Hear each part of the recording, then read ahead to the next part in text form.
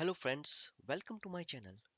If you are beginners and you are learning a JavaScript, you already know how to use a loop if-else statement, but you are not sure what programs you can make out of it.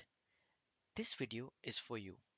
In this series, we're going to teach you how you're going to make a sum program by using loops and if-else statement. For an example, we have video where you're going to learn how to print number in ascending order. There is another video where you're going to learn a print number in descending order.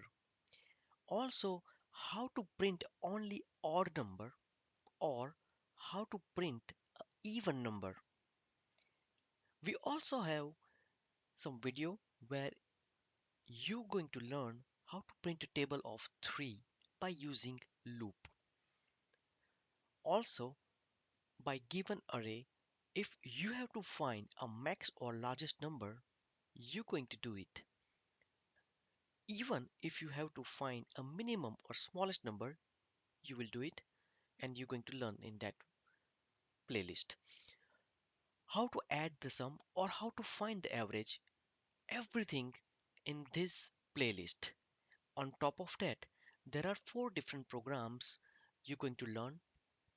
The first one is Fit to Each Converter app, where you also going to learn how to add uh, basically error statement or custom error if user don't enter anything, and as soon as user enter, that's going to convert in each.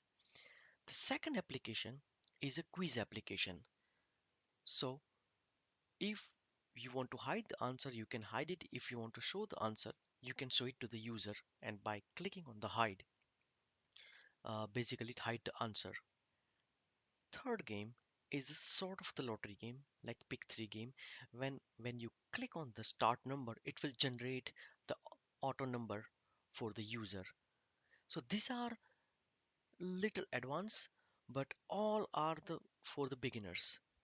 And I hope you're going to like this video. And if you haven't subscribed my channel yet, please subscribe and share. And we will see you in our next video.